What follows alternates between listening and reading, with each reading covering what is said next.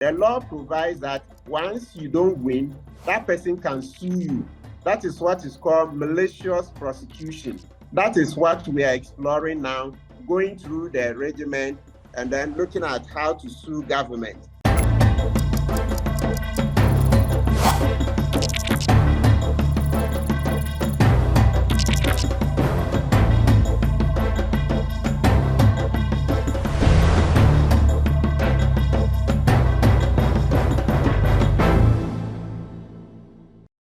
So as we promised, lawyer Martin Kpebu was the lawyer who defended ACP Agordzo during the trial and subsequent acquittal of the former police chief as far as the treason charges were concerned. The big question is, what is next? Is he going to be compensated? Is he going to be given some restitution or not? His lawyer has joined us. We'll find out what the latest is on that front. Counsel, thank you very much for your time. It's been a couple of weeks now since your client was acquitted. Is there any new development in terms of some restitution or compensation for him? Yes, so, from day one, we've been calling on government to step in and do him right, okay, or do right by Dr. ACP Benjamin Agordzo by giving him a contract to return to work. We say so because, Dr. Agordzo is retired. So though the police service will have to call him back and take him through the necessary processes, he's still retired. So it's the interdiction that they will call him back and deal with, right? But when it comes to actual work, to continue working, it's the government that has to give him a contract. Of course, it can be done through the IGP, and that is sanctioned by the Constitution.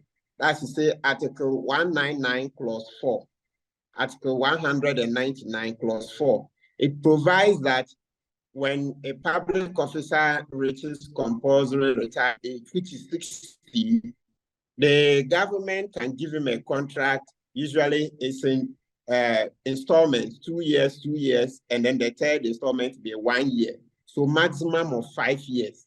Yes, you see, Agordzo looks very fit and strong. You've seen him. Yes, so he's ready to. Yes, and he's ready to work. And you see, and it's important that we that contract because he was in charge of transformation in the police service. We all know that all is not well with the police service. We've been proffering so many, suggestions on how to improve the police service. You see, even just 2 days ago, they went to shoot with live ammunition. How can a police service go to disperse a crowd with live ammunition?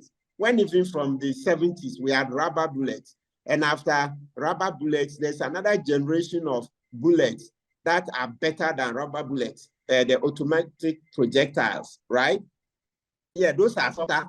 They don't cause as much injury as rubber bullets. So all these things will fall under transforming the police service.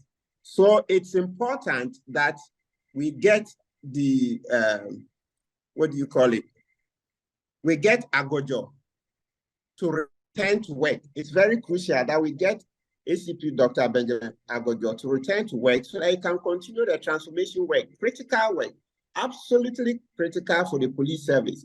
So apart from getting him there, then also we are looking at possibly suing government. But I've been saying that if government looks remorseful and offers him this contract, we can stop the intended action for malicious prosecution.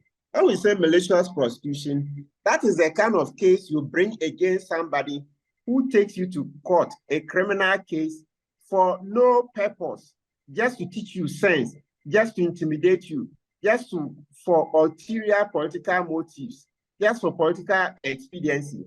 And that is what the government did to Benjamin Agordzo in this case. The Attorney General, Godfrey Dami, knows that there was no case against Agordzo. And yet, he decided to prosecute Agordzo because the government wanted to intimidate public servants. Because Agordzo is a senior police officer, they thought that by adding him to the coup, it will make the alleged coup look very serious. That's how they added Colonel Gamele. It also made the alleged plot look serious. So that, remember, it then becomes reminiscent of the 1966 coup against Kwame Nkrumah, the police coup military intervention. So this one too, with what the Attorney General did, once they added Agordzo, a senior police officer at that, and added Colonel Gamale, then it looked like, oh yes, this is the police coup military intervention. So you see that the Attorney General, and by extension President Akufo-Addo, since he is the head of the executive, just sought to use that case, just sought to add these people to make the coup look credible. So this is a Machiavellian tactic. When we say Machiavelli, you read the case of Machiavelli's book, The Prince, How to Keep Power. So you try to intimidate people, you try to deceive people, you try to create fear so that you can rule. Why? Because President Akufo-Addo was misgoverning. You see how the corruption figures have exposed him. He and his government appointees have been busy looting us like there's no tomorrow. You remember what Kennedy Japan said? So that's the whole agenda. They wanted to intimidate people whilst they, as government appointees and President Akufo-Addo, loot Ghana like there's no tomorrow, right? And that has failed. So in that case, where you don't have evidence against somebody, and yet you persist in taking the person through a criminal trial, the law provides that once you don't win, that person can sue you. That is what is called malicious prosecution.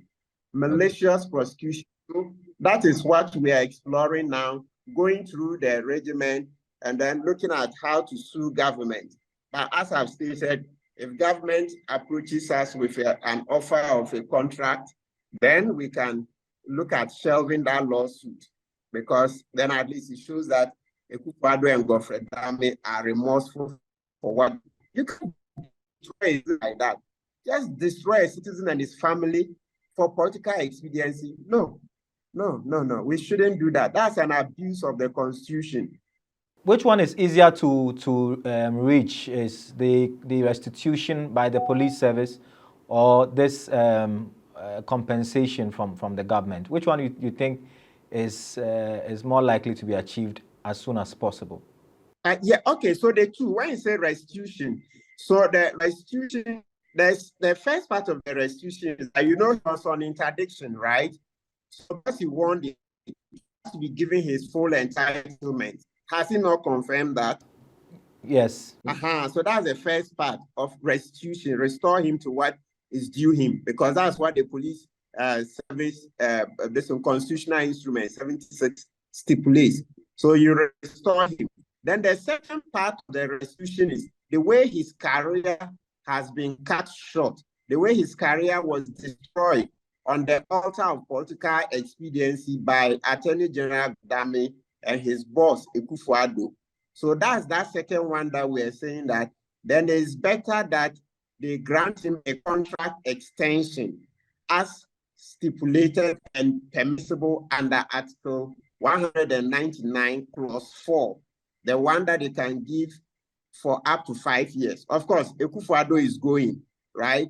But they can give the initial 2 years and then further promise that the other one should be given, or recommend to the next government to continue. So when the next government comes, when the first 2 years run out, we'll approach the next government for an extension, and then the next extension up to 5 years. That's the least that they can do. They should show remorse, because don't forget that that was the same way President Akufo-Addo misbehaved, his bad governance in respect of Domlevo's case. And I took the case to court on behalf of CSOs.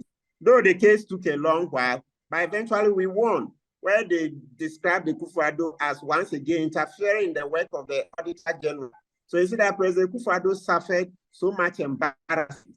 He shouldn't allow this one to continue, because that's his legacy.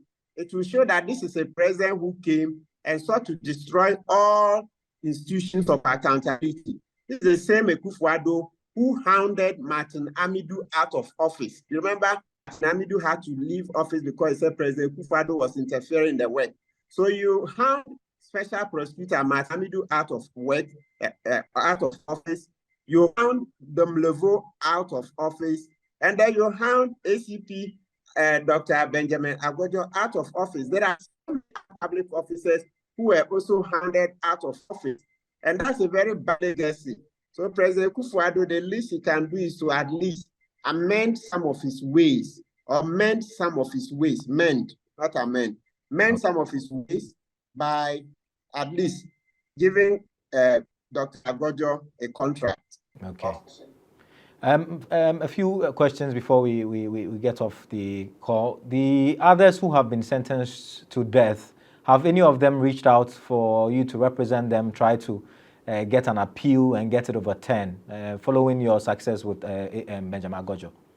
No, none of them have. And indeed, I believe they have competent lawyers. You know, lawyer Victor Adawudu, Lamtik Apanga, lawyer Lati, and all the other lawyers, Rita, team, and etc. There are so many lawyers in the case, so they'll be going on appeal.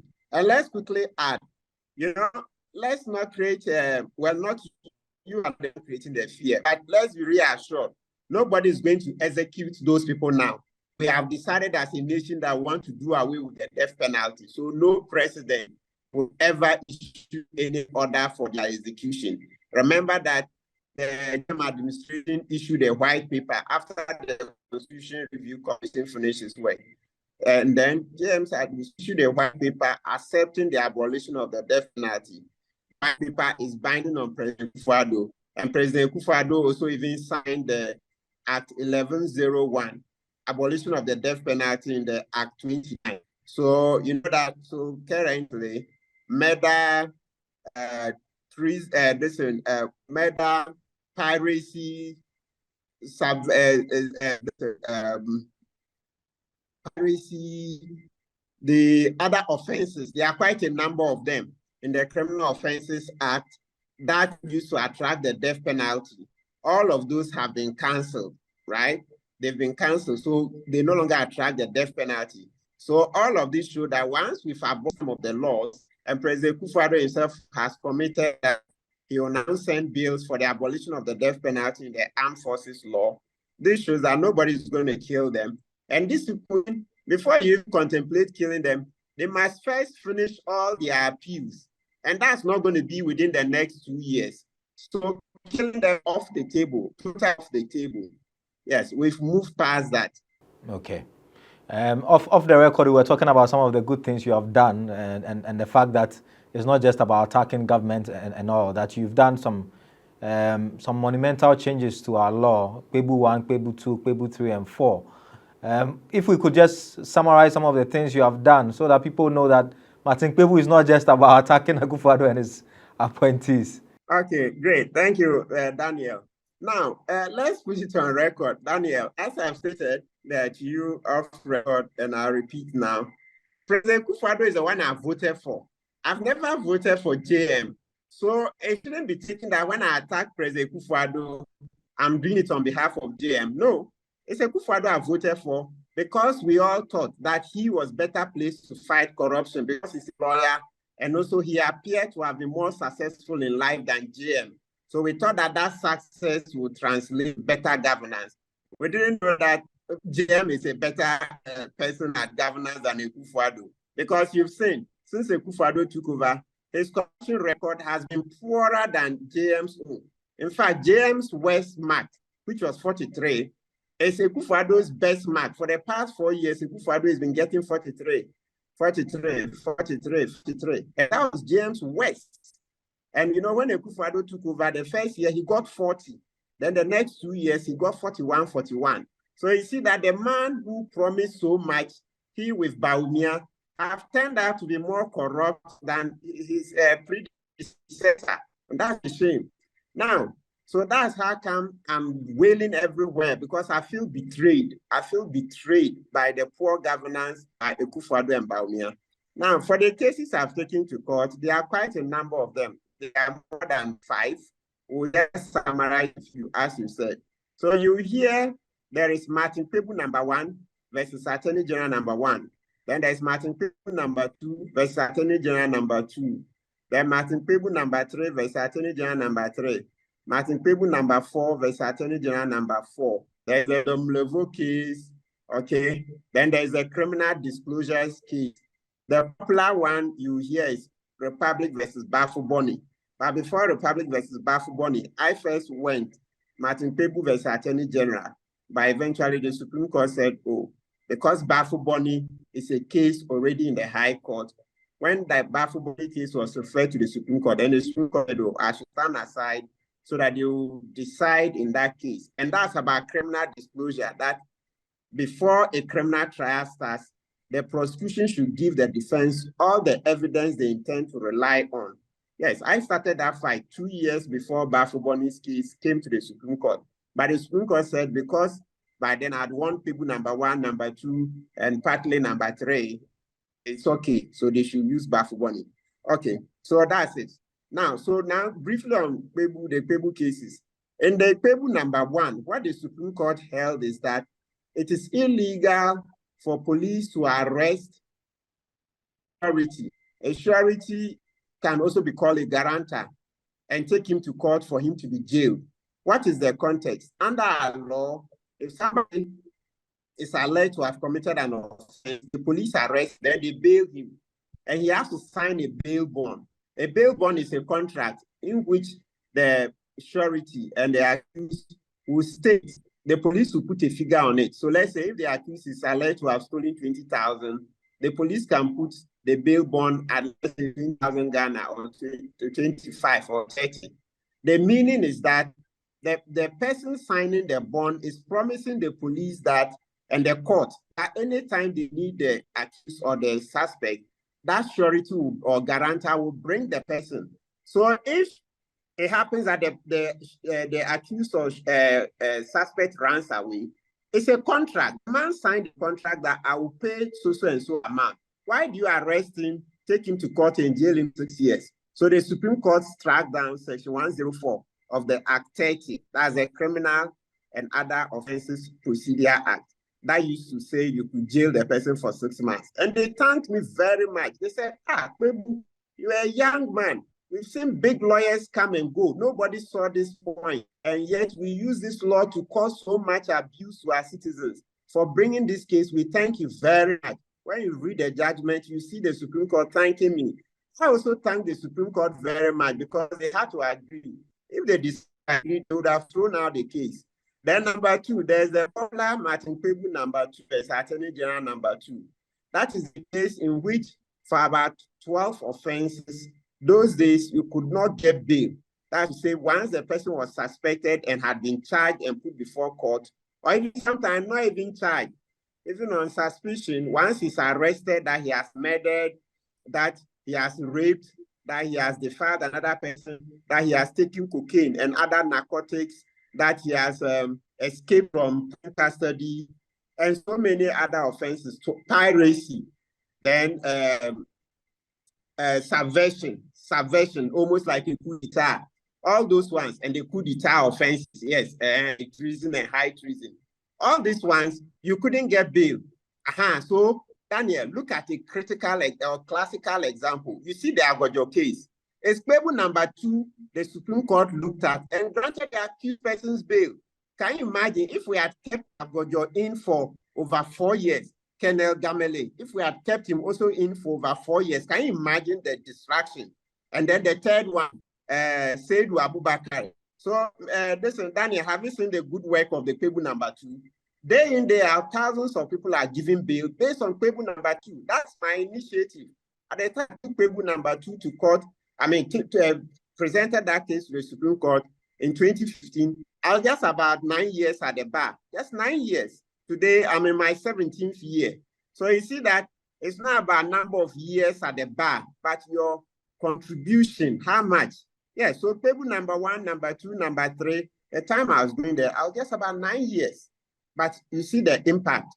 Then Kpebu number 4 is the one in which I sought clarification from the Supreme Court again. And the Supreme Court agreed that when you arrest a suspect, 48 hours is 48 hours. Don't say there is a weekend, so you will not count Saturday and Sunday as part of the weekend. No.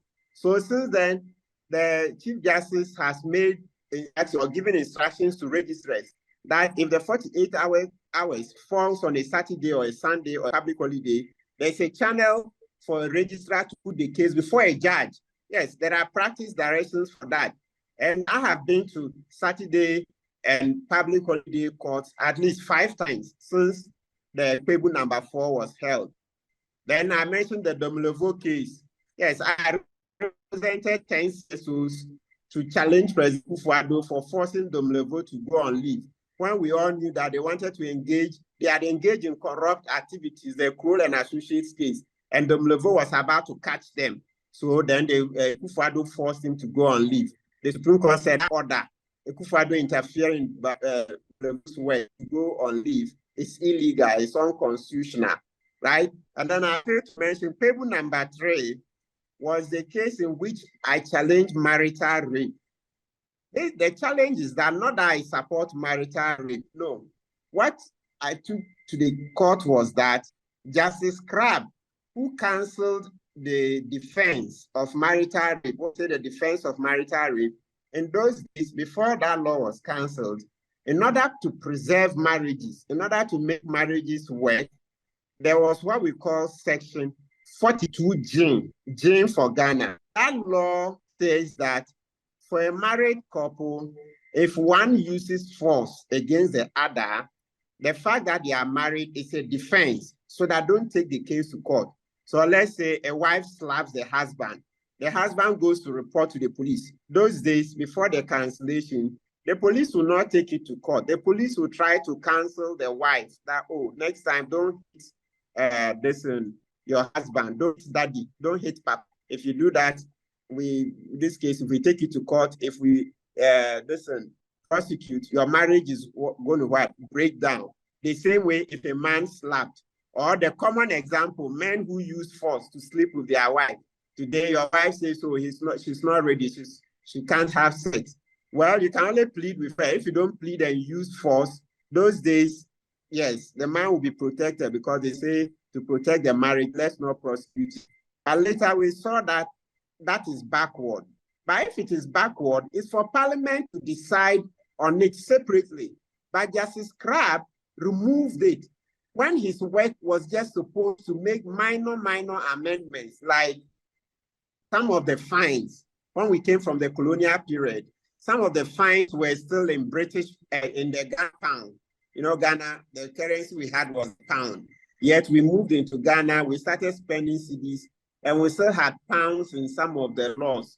And also some of the laws had been abolished, yet they were still on the statute books. So you want to remove it so that it will not confuse somebody. You say, if a law has been cancelled, remove it from the book. Otherwise, somebody who doesn't know law will see it in the law book and think that law is effective. Because, oh, you go to court all the time and people go and quote wrong law. So to use the quotation of wrong law and all that, remove all the repealed laws so that people are not misled, etc. That was what he was asked to do. So we said, no, why should he go and remove 42G? But in Kpebu number 3, the Supreme Court said, look, I had come to court too late, and that the government can go back to Parliament to amend the law to restore it if the government wants. But the Supreme Court also took opportunity to question Parliament. They bemoaned the way Parliament is not doing its work well, the way Parliament is not able to scrutinize laws well, and allow so many mistakes, etc. So when you read Kpebu number 3, even though I lost in terms of the court said they will not strike down the work the VCRAC Crabb did, but they agreed that there was a lot of mistakes that Parliament does. So this one, the executive should go back to Parliament to correct it. That's our interview with Martin Kpebu, his lawyer for ACP Agordzo, Dr. Benjamin Agordzo, who was accused of treason, but after 6 years of trial, the court has acquitted him and discharged him. He's now fighting for compensation for what he says is malicious persecution by the state. So that was our interview with Martin Kpebu. It's been another edition of the Lowdown here on GhanaWeb TV. My name is Daniel Odro. We are back another time with another edition. Until then, it's bye for now.